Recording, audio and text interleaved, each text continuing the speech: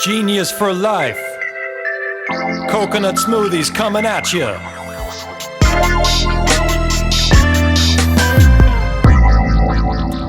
Hello. Welcome to episode 143 of 15 Minutes of Genius. We're edging our way up to 200, baby, and we're going to get to 1,000 by 2038 or something like that. I thought of the math in my head because I'm a genius. I knew it right away. So this is a great show, and I'm saying that because I'm the host. But also, we have great content. We have great guests that just share their stories. They share about their journey, and they also provide insight to people that are viewing on LinkedIn and also on Apple Podcast or Spotify. And our guest, she is definitely not an exception to that. She has lots of great insights and experience, and she has her own podcast as well. We're not shy of promoting other podcasts on this podcast because we're all in this together. Before introducing her, just a big plug to Mark Nicholas, Mark and ManhattanBeachStudios.net. There it is. That's a much better angle. The last angle was really disturbing. This angle's better. On our last guest, we introduced him, and it was an angle that was literally like down here going up, so you could see his nose hairs, and that was not a great sight. But we love you, Mark. You're great. You're a great producer and a great guy. So, man, I talk a lot of shit about Mark on here, but it's all in good fun. All right, so our guest, without further ado, is Alison Cayne. She is the CEO and founder of Haven's Kitchen. A little bit about her brand. Cook Happy. There are more cooks in the kitchen than ever, and their mission is to help them feel joyful, confident, and creative. Their first product is a line of fresh sauces and easy-squeezy, I like that, lightweight pouches. And did they mention they're also vegan, non-GMO, and gluten-free, with a few keto flavors in the mix?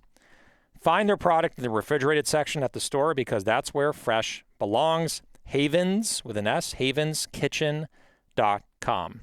Alison, how are you?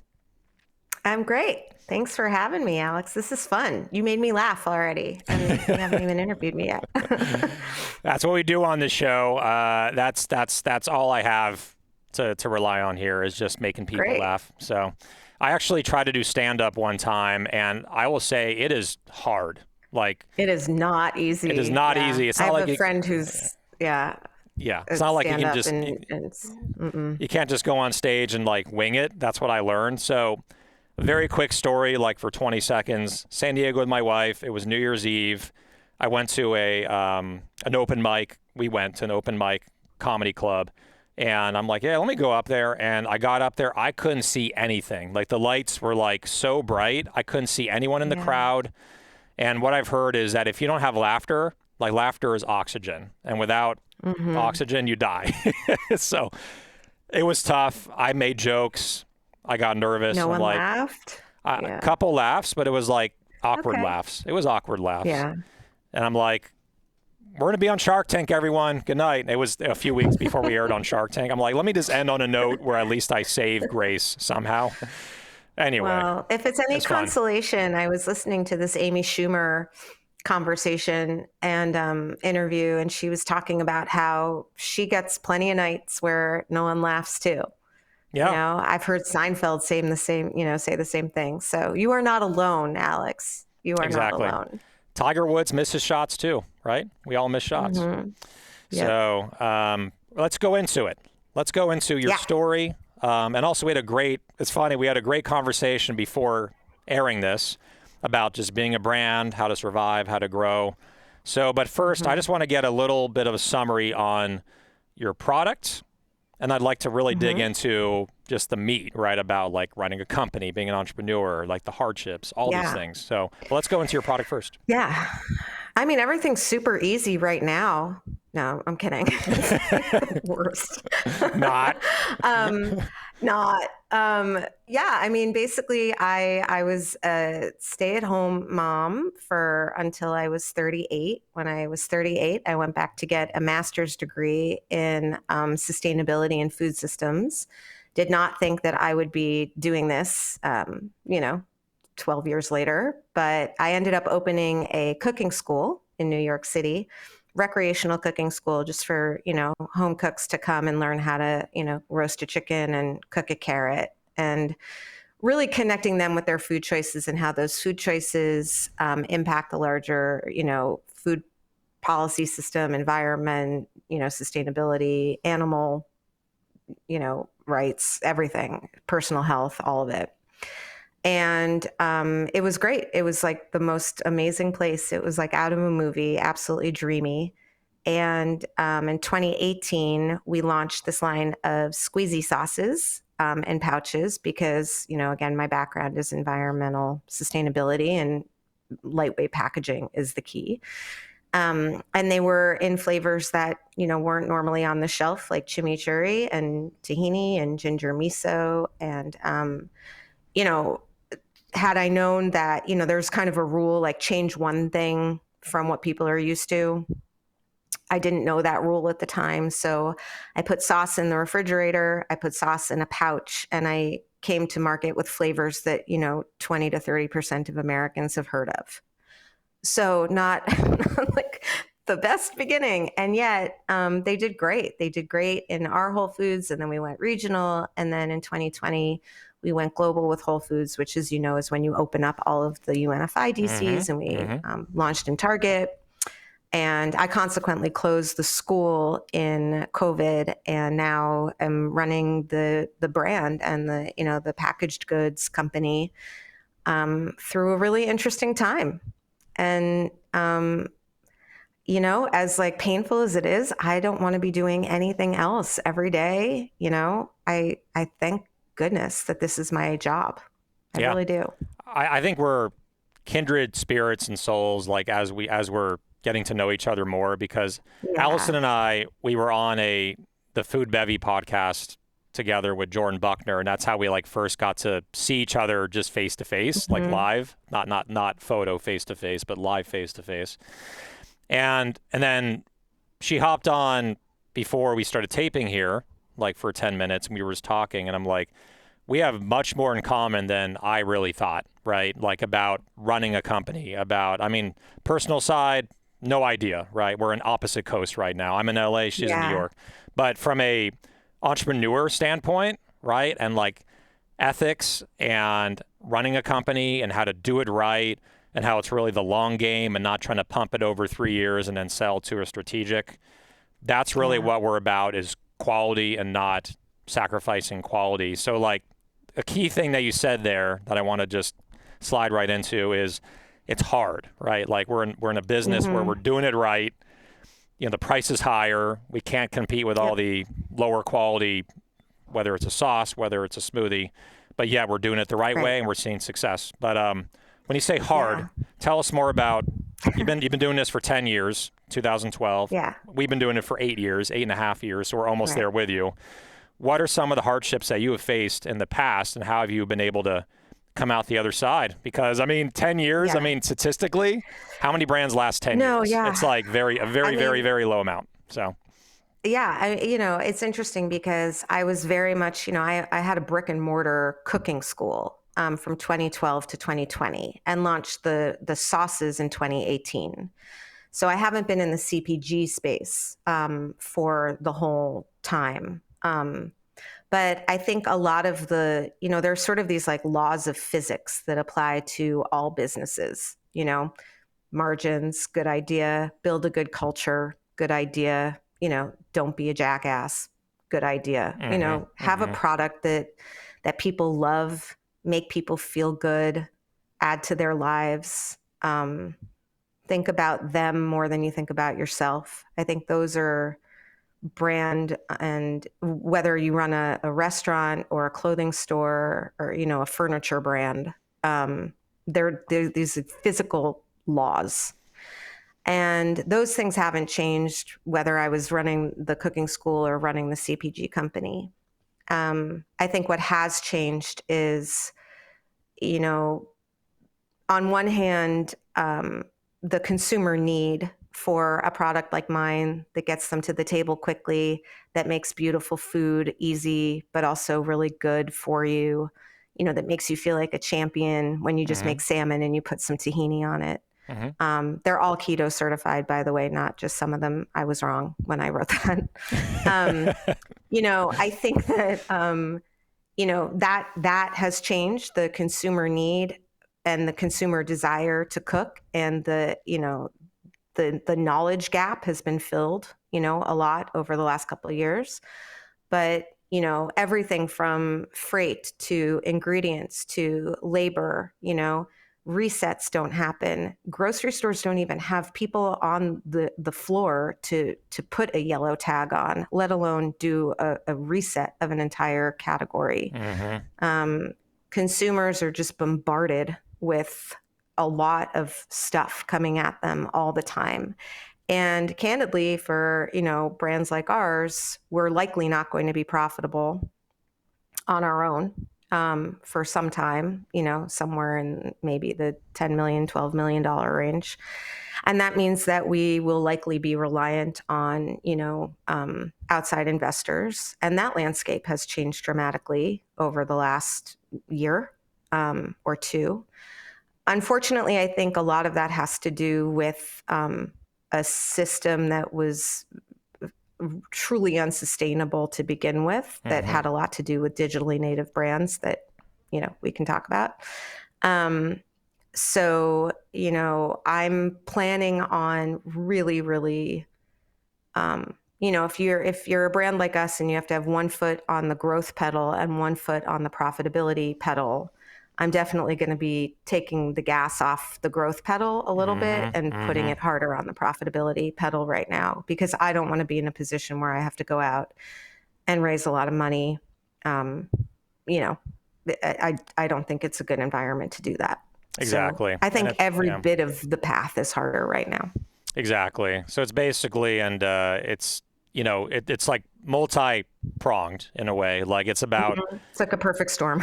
It's a perfect storm. And it's basically like you have to have a great product, which you have. And then we have like high quality, bar none. It's like better than the rest that's on the shelf, refrigerated. You're putting great ingredients and it also tastes great. So you have that all lined up, right? Like that's already set and doing well. But then you have to also figure out, how the hell am I going to get people to try this when I don't have a ton of capital, right? Like getting people, Right.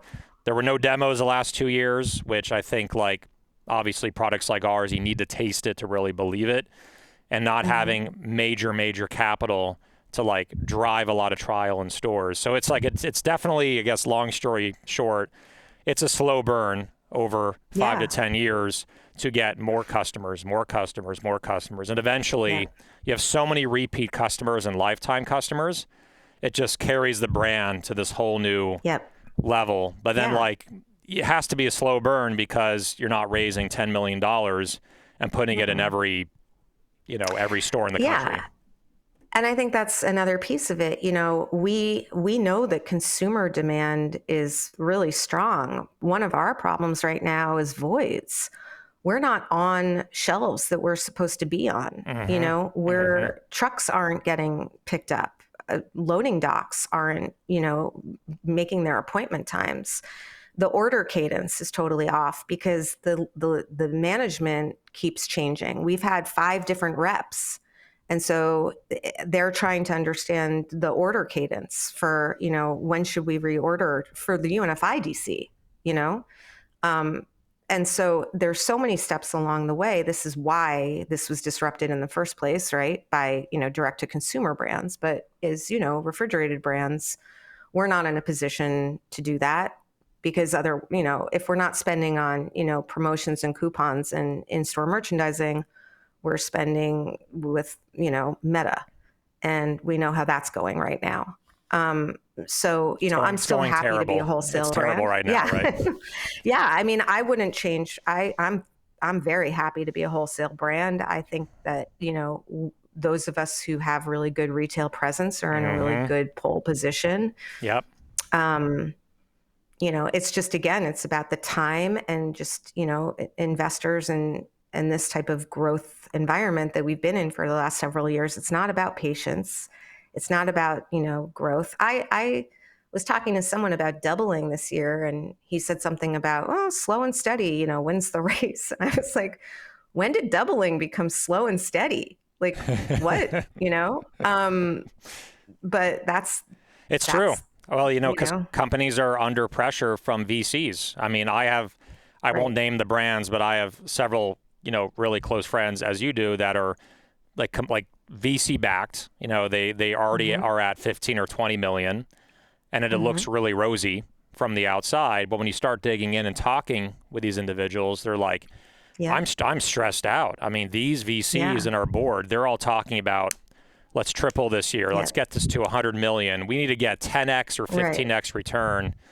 And I Yeah. think like our pathway, like our brands are like, we're not going to be pressured by VCs. It'd be nice at some point, right? If it makes sense and the partner is Hmm. great to When it's take, just growth money, right? when it's growth When it's money and just it's growth money. it's gas on the fire, that's all good. Right. But it's just everything's really tough out there, and you have to pick the right partners. But Yeah. I want to go back to just the international, kind of the supply chain side, because that's Hmm. another thing that like consumers just don't understand what the hell we're I going know. through. And this is Yeah. the problem is customers are always right. So, Hmm. and that is it could be a solution and also a problem at the same time. So Hmm. when they go in a store and they see that we are $1 more, and Hmm. I get handwritten letters from Hmm. people that are going in the stores Hmm. like you probably do that say, why is the price so high? Why are you Yeah. $2 more than a Koya or a Rebel or even like other coconut Yeah. based drinks? And I'm like, it's hard to get that edge. So as a brand, like, how are you able Yeah. to get people to understand like this is quality? And also, what is your price point compared to other competitors? I mean, it's an interesting question, right? Because not only do we get, why is this 8.49 on the shelf? Is that the But, retail price, the average price? no, I mean, we're anywhere from 5.99 to 6.99. But as you know, we don't control that. Right, right. If there's a DSD on the West Coast who puts us into a store, Bumps it up. it could be 8.49. It could be $9, I mean, and it's mortifying. And no, that is not going to drive trial. And of course the brand gets DMs like, what the hell is going on here? And we're just like, we don't have ultimate control over the price on shelf. It would be great if we did. We don't. That's what an MSRP is. That is what a suggested retail price is. And there are some, I mean, Target, we don't get to control our price at all. They have a whole other division that decides on your pricing based on the zip code and what the zip code can handle. It could be And low, it could Target be doesn't high. necessarily, Yeah. yeah. And they're not evaluating the brand by velocity alone. They're evaluating the dollars that you bring in per your slot. Yep. So, for us, it's like it's like, wait, but if you made us 6.99, just think how much better we would do. And they're like, no, we don't really need you to. Like, we're good with this, you know? So, I mean, I think it's just constant consumer education. Why is it in a pouch? Why is it fresh? What does that mean? What's tahini? Why are you, how are you vegan, but also keto, like, and, everything. I mean, and so you kind of like anything else, you have to pick the things that you really want to get across, and to whom, and not take things personally because no one knows anything if they're not doing it. Yeah, exactly. And I've learned too, like brands like us really thrive on. There's this great book that you probably, I think, I would guess either you've read or you've seen excerpts of it. I can't. I wonder how many times people have mispronounced excerpts and said experts. Probably a lot. Right. Excerpts Mhm. from this book called Tribes. Yeah. And Seth Godin is the author, and Yes. I do the The audiobook. Daddy Mac and the Mac Daddy. Yeah. Yep. Yeah. So like that book really solidifies like you're not going to get big by getting as many people as possible to try it. You just need that one person that is obsessed with it and buys it Yeah. like 20 times a week, or they buy it once a week, or whatever the Yeah. velocity turns of your product is. And like you get about 1,000 or 2,000 of those people that are like so devout to your brand, that will carry your brand. You do the math on it, Yeah. right? If one person buys Yeah. it once a week or once every 2 weeks. They buy it 20 times a year, 10 times a year. Yep. That's $150 per person, right? And then you multiply that by 1,000 people. You're a You million. are a math You're, genius. you Yeah. are $1 million revenue brand, and that's like I'm only going to take it one step further. absolutely. Yesterday, we started this thing, and I'm embarrassed to say we didn't start it sooner, but we didn't. We started it at the end of last year, where we do a quarterly, just me on a Zoom with anyone who wants to meet me, any one of our, anyone who's ever posted about me or, about the brand or Havens or anybody. Our whole email list gets an invite, and it's like a round table, or the expression is. And my big thing is, you're right, 100%, core then more. But the big thing, I think, is like, why do you love us? Why do you love us? Because I might think they love us because we're keto, but they love us because they have 3 kids and they need to make dinner quickly, and it makes them feel really good about themselves. Yep. Or I might think they love us because we're fresh, but they love us because of the flavor. And it's fascinating to see the different representations of your different, demographics. I kid you not, there's like the 40-year-old guy who's like, I love it when I grill. And then there's the 22-year-old, fitness woman, who's like, I love it because it's, plant-based, and everyone in between. And they're all there, and they all have their particular thing. And then we just know, okay, this group, this is what they care about. This group, that's what they care about. And then we lean into that messaging depending on who we're talking to, because I think founders very often, we are enamored with our products. We'd have to be able to tolerate this business, right? But learning the why behind that fan who's buying it every week and putting it into their basket every week is like priceless. And you just have to ask them, because they're so psyched to tell you, What's the biggest feedback that you get on why people buy it? You mentioned a few, but what's like the overarching big reason why people buy Haven's Kitchen? Easy. It makes cooking easy. All I need is a piece of salmon and your sauce. All I need is a cauliflower steak and your sauce. And it's, they have gotten over the hump of making chicken that isn't dry.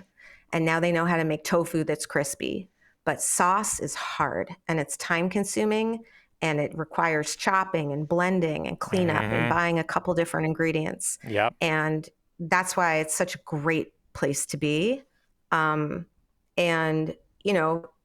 our issue is like, they don't really know who to put us next to in the store. We're kind of used to that, and it's a little bit bespoke, and it's a little challenging because we are kind of like breaking a new category in a little bit, which is also an opportunity. But it's very clear why the consumers that love us. Yeah. And by the way, they want to make dinner quickly, and they do. They want it to be, healthful, and they want it to be, they don't want to make salmon and then put like a sugary sauce that's like loaded with garbage on their thing, which is what they're used to. Yep.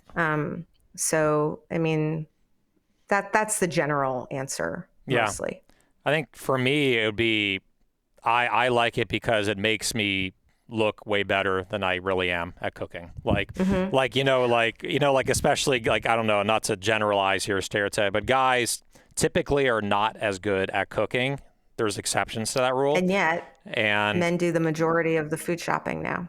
That I didn't know. So like when they're literally making making dinner or whatever, or they making for the family, it's so easy to do. But also for me, it's quality.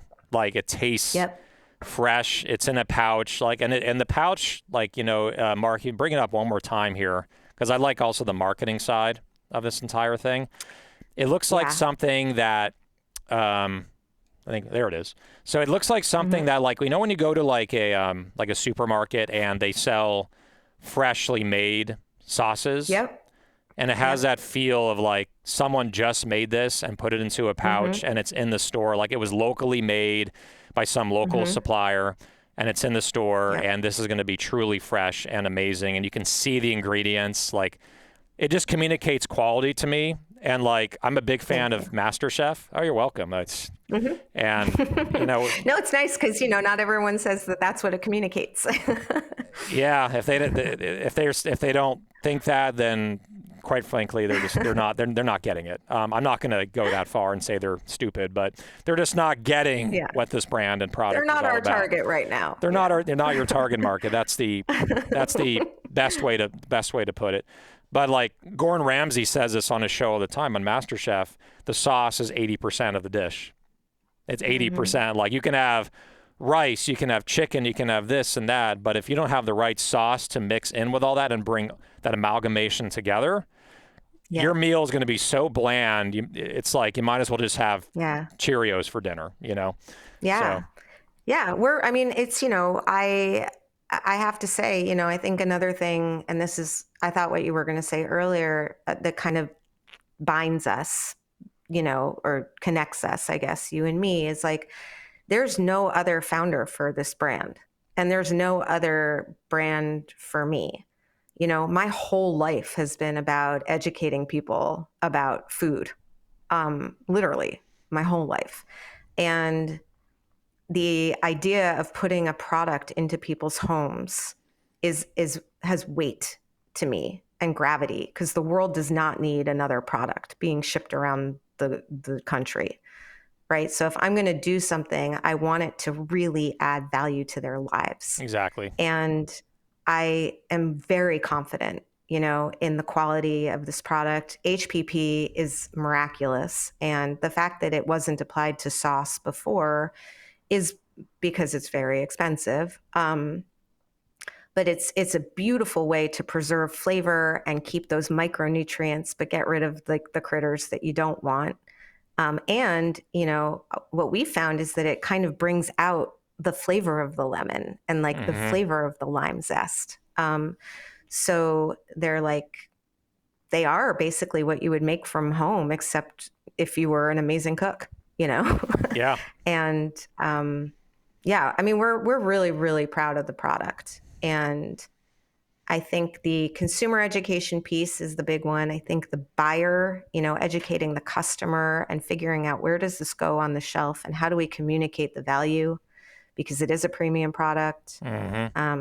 That's challenging. We're really fortunate because very early on, I started this when I was older. I just turned 50, and I did not want to get myself into a situation where I had gross margins that I was uncomfortable with. And I kind of promised myself that if I couldn't get to like a 40% gross margin in year like 2 or 3, I wasn't going to do it.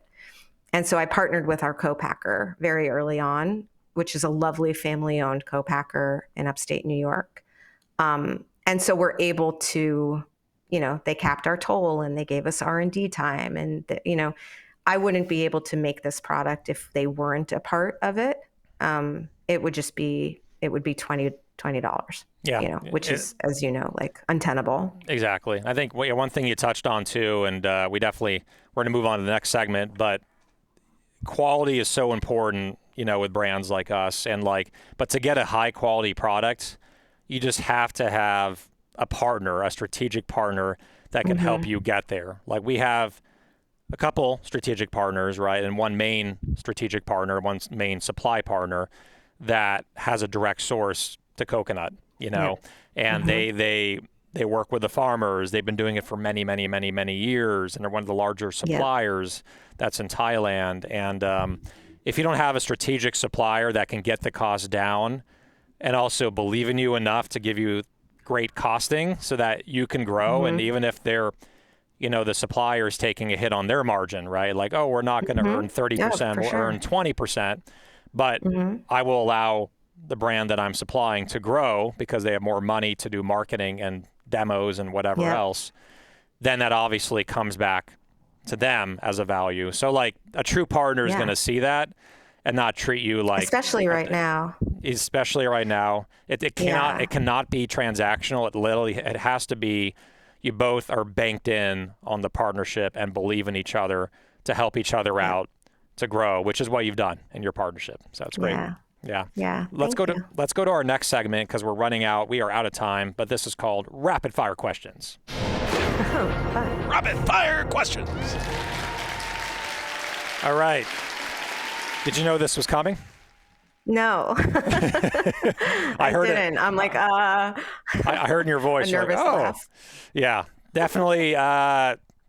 You're on the hot seat now. It went from a great, comfortable conversation to hot seat. Yeah. Like just like it flipped Okay. over within like 2 seconds. But All right. don't be afraid. These are really softball questions. Cool. But it is getting late there. You're in New York. It's 10 o'clock at night. So maybe the questions might be harder than they normally are for you because you're getting ready for bed. You're turning, My cognitive function is waning. It's declining by the minute. That's why I made the interview longer so that it makes it harder for you to answer these questions. No, I'm just kidding. All right, so here we go. Minute or less, bunch of questions. First thing that comes to your brain, you answer it. First question up. For music, you look so nervous. For music, which I'm just kidding. Which decade is the best? 70s, 80s, or 90s? 70s. What do you do for exercise? Kundalini yoga. Nice. Movie you can watch an unlimited amount of times. Pitch Perfect. Haven't seen that one. Chocolate or vanilla? Haven't seen it. It's a singing movie, right? Isn't it? Yes. Okay. Is it animated or real? It's real, right? No, it's the best. Yeah, go watch it.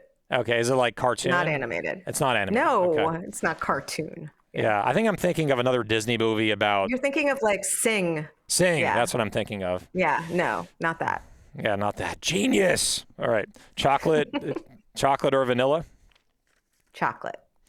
Favorite country to travel to? Italy. Favorite Star Wars character? Yoda. It's a go-to. What is your spirit animal? An otter.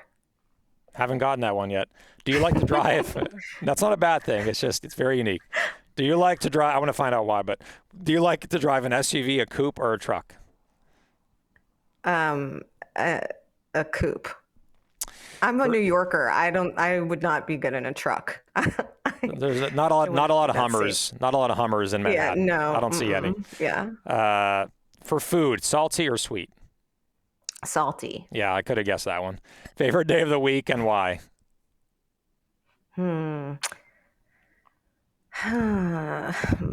Monday. Yeah. Because I really like going to work. Yeah, I can tell. Rocking and rolling. Enjoying what you do. Uber or Lyft? Uber. LeBron James, Michael Jordan, or Kobe Bryant? Who's the greatest of all time? Michael Jordan, because he's Michael Jordan. There is Yes. no one close to Michael Jordan. Not even close. Both from a player ability and Everything. also a person.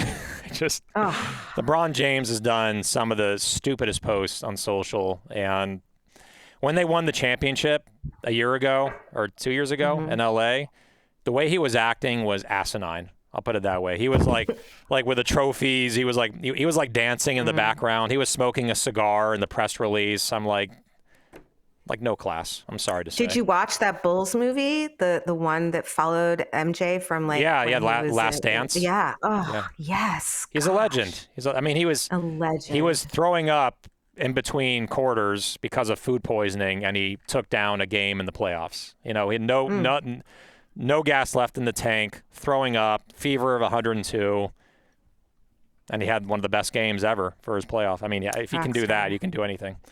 Terminator 1 or Terminator 2? I have no opinion. Have you seen them? My favorite movie is Pitch Perfect, Alex. Do you think that I'm watching Terminator 1 Arnold and Terminator Schwarzenegger. 2? I like singing movies. My otter animal. I'm not a Terminator gal. Oh, Arnold get scared Schwarzenegger, at, he sings in the movie. He goes, does he? I liked him in Twins. What makes a moment last forever? Why can a feeling never die? Anyway. That's beautiful. Yeah, that's. I think you know what movie that's from, right? I bet you do. All right, favorite food or drink if you're stuck on a deserted island and it cannot be French fries. Haven's Kitchen or Genius Juice. It's French fries. Okay, and that is rapid fire questions with Alison Cayne. All right. There we go. There we go. Yeah, the brain power is going down by the minute on our side here at 15 minutes of genius. You're holding steady. I mean, we have no excuse because right now it's 7:15 and it's like 10 o'clock at night over there. We should be. Yeah. You should be the one that's slow. We're the one that's slow. So I don't. I know. I feel the same way. I know. Just kidding. All right. Well, how can people find your product? What's your website? I would just go to havenskitchen.com. We have 150 recipe videos, 400 recipes. You can text yourself a shopping list for any of those recipes that you like. You can order online or you can use our store locator. But I would start at the website. It's really jam-packed with good stuff. Love it. That is pure genius right there, and also available nationally at Whole Foods and any other Sprouts, Target. National, Target. Mm-hmm. Got some big players on board. So amazing. Congrats on all your success. And you know what? You're weathering this economic storm just fine. I can see. Thanks, man. If All right. MJ can do it, we can too. The slam dunk in the soup aisle and also the sauce aisle. So there you go. All right. Thanks for joining us. Have a wonderful night, Alison. Thanks so much, Alex. All right. Take good care. All right. So that's episode 143 of 15 Minutes of Genius. And that was founder and CEO of Haven's Kitchen, Alison Cayne. She also has a podcast. Make sure to check out her podcast as well. And we'll have a link in our comment on how to find her podcast because we're co-promoting here. All right. So again, thanks for joining us. Big plug to Mark Nicholas, Mark at ManhattanBeachStudios.net. It's going to move everything out of the way so you can see what the hell is written on the bottom. He does it all. He does podcasting. He does photography. He does videos. He has a whole entire studio, which you cannot see, which is right here looks like it's my right? So again, thank you for joining us. Make sure to give us 5 stars on Apple Podcast as well. And one last thing. Stay genius, my friends.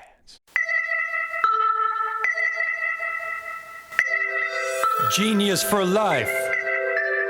Coconut smoothies coming at you.